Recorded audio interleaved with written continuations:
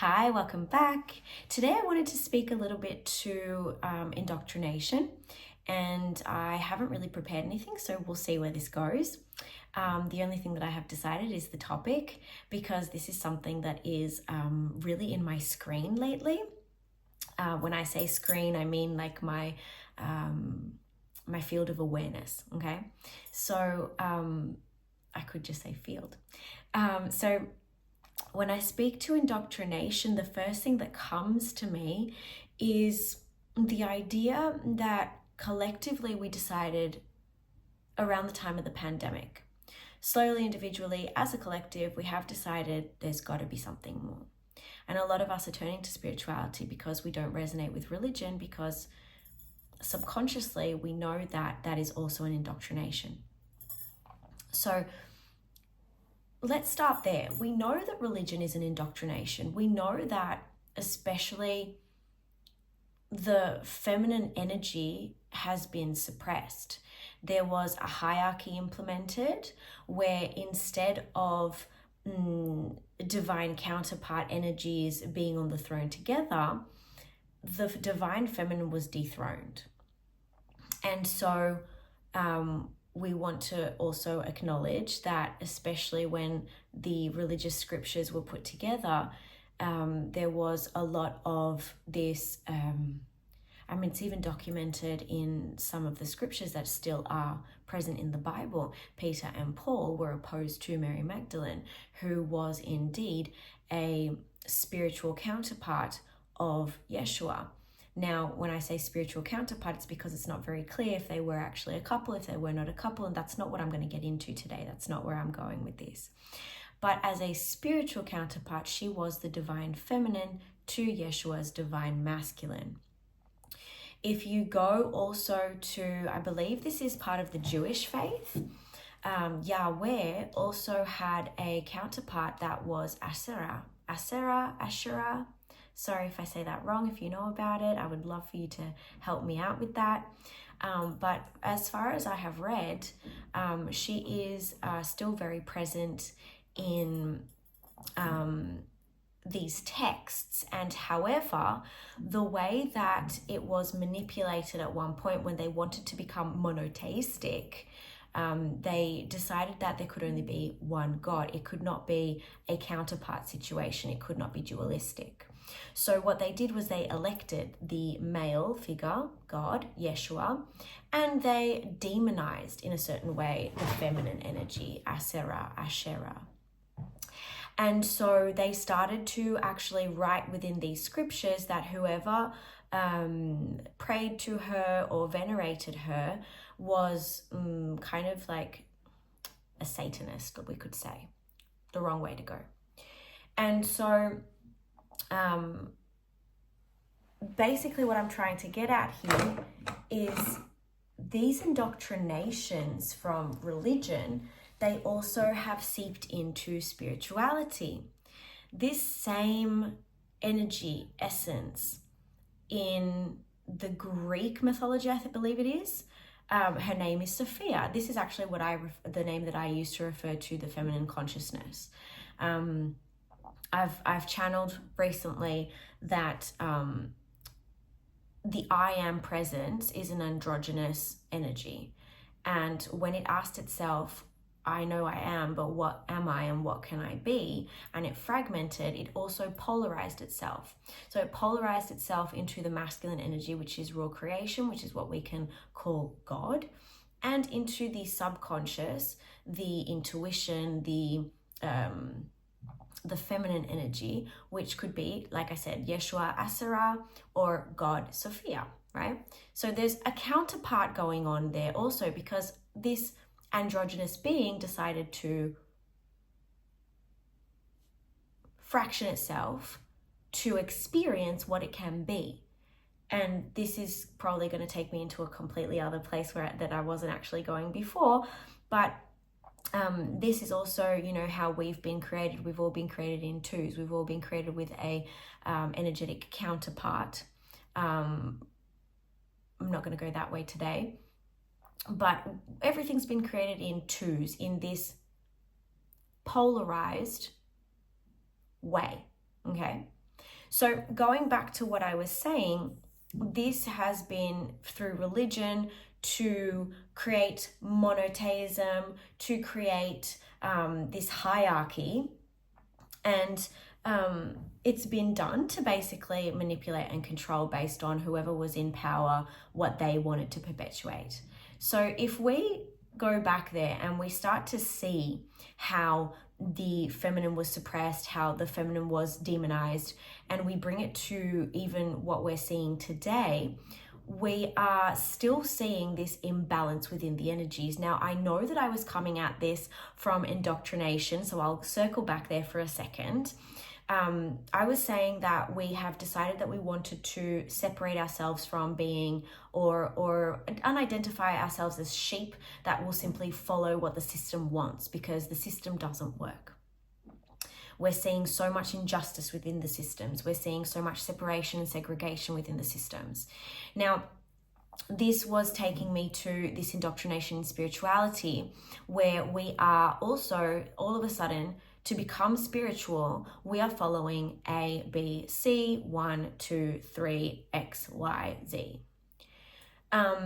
So I'm seeing a lot of, or I'm observing, even in myself, that to unidentify ourselves from this way of being and this way of functioning in the 9 to 5, in the matrix programming, yes, initially we do need some kind of indication of how to disassociate from that, how to come into a new, it's a reprogramming, it's a rewiring of the subconscious mechanisms, right? So to get out of that, we do need something to follow. And yet there becomes a time where it is more beneficial for us as individual beings to start to find and figure out which flavors actually work more for us, which are better for our taste buds, and which ones we desire to put into our own recipe. So this on spiritual indoctrination. Now, spiritual indoctrination in terms of what do I follow, how do I do it, if I don't do it this way I start to judge myself because I'm not doing it right. There's no right or wrong. There really isn't. There's right for you and wrong for you, because everybody's different. Circling back to what I was saying about the energies, the way that we've been indoctrinated, and we are continuing to perpetuate this indoctrination, which has become apparent in society, in social circles, in generations, it's still this suppression of the feminine. It's the suppression, and I'm not talking about man versus woman. I'm talking about our energies. I'm talking about the masculine energy being rational and logical, because that's where it's based. It's based in rationality and logics. And the feminine energy being based in emotionality, in flow, in feeling, in vulnerability, in openness. This has been for eons suppressed. We go back to we might have seen within our family lines how the masculine of the family is telling a feminine in the family that being emotional, she's being irrational, she's too much. And so as women especially, we start to silence ourselves. But it's a thing with the masculines too. They are seeing that someone older than them or whatever is saying that the woman needs to be quiet, needs to be more rational, because emotions are irrational. And so they start to subconsciously train themselves to silence their emotions too. And this is not anything beneficial, because we have this segregation within ourselves. Again, I don't want all of my videos to turn into twin flame videos, because I'm so much more than just a divine counterpart. But it is true that the more that I experience my journey, the more that I understand that what my teachings and my epiphanies are about is about reunifying the being. we want to become unified beings. We want to embody our God self, and we also want to embody our goddess self, our Sophia consciousness. So I don't want it to go into twin flames, but just holding on to what I just said about the unified beings. It is so much more beneficial for us to understand that we have both polarities within us and that neither polarity should be suppressed. We obviously don't want to go too far into emotionality that we lose our rationality, our logics, and our functioning. We want to function healthily. So we also don't want to go into over-rationalizing, because then we are not actually feeling our emotions. And sometimes it can be very tricky to achieve this complete balance within ourselves, because we start judging. Am I being too emotional? Am I being too rational? So it's like this judgment doesn't really ever 100% go away, or you're questioning. Maybe it's not judging yourself, maybe it's questioning yourself. And actually, if we give it that word, we actually can live with that. I don't mind questioning myself, because it teaches me more about myself, because it gives me more expansion within myself. And therefore it gives me more expansion without myself. As within, so without, I mean on the inside and the outside. When I'm able to question myself and I'm able to sit with something and observe it, it teaches me so much about myself. And I think that this reflexive way of being is truly where we want to be. Instead of reacting, we want to respond to situations, right? So losing rationality would be reacting to situations, relationships, people, places, things. However, responding, the way that I personally, for example, am doing it at the moment, is I will take a breath and I will ask myself, how would soul respond? How does my soul want to respond to this?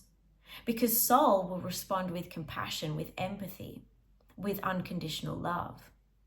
Not just for the other person, but for myself. Whether that is in the form of setting a boundary, of speaking a truth, of taking some space for a moment, of retiring, of retracting from the situation for a moment. That's what I ask myself. What would soul do right now? This has given me an opportunity to respond instead of react. Reactivity is a lack of logics, control, rationality. Now, when I use the word control, it's not rigidity. It's about realizing the power of your words and actions and the implications or repercussion that they can have in somebody else. Sometimes you do cause pain. This is a very interesting thing that's coming to me now, because we cannot forget also that we have actually contracted with a person or situation that is going to cause us pain, or that we are going to cause pain to. It's all part of our learning. So it's not right, it's not wrong, it's just meant to be. But if we are able to observe in that mechanism that perhaps we're not being that way to show someone else something about themselves, if not that it is a co-creation so that we can learn together. If we can observe the way that the human without rationality or with over emotionality is reacting instead of responding, we can learn about ourselves, something that we would be reactive within ourselves, something that we are judging about ourselves, something that we are rejecting about ourselves, something that is keeping us small, something that is keeping us in segregation with ourselves, with source, with other. So this is just a very powerful mechanism, I'm realizing, what I've been doing intuitively, to just ask, what would soul do? You know, I've heard this many times before. I ask myself, what would Jesus do? That's beautiful. Before, I used to be someone that was like, the masculine religion. But now I truly see how beautiful that is, because I've come to understand also that Yeshua and Mary Magdalene together as energetic divine counterparts were simply embodying those unified beings that were here to not gain followers, not gain people that would follow them blindly and just do whatever they said, but people that would empower themselves and unify their being to become more unified with a counterpart, to become more unified with source, to unify with their soul, which unifies their inner polarities. I hope you followed me up to there. If you have any questions, do leave them in the comments. I'd be really happy to answer them. Whenever somebody asks me a question, it gives me a whole other perspective, or it helps me explain it in different ways so that even I can understand another layer of it, which I think is amazing. I do not profess to have all of the answers. I don't feign to have them all. I know that the human experience is a lifelong lesson. So yeah, please do leave your questions down below if you have any, or feel free to reach out. I will leave my contacts in the description also. And yeah, let me know how that one touched base with you. Have a beautiful day.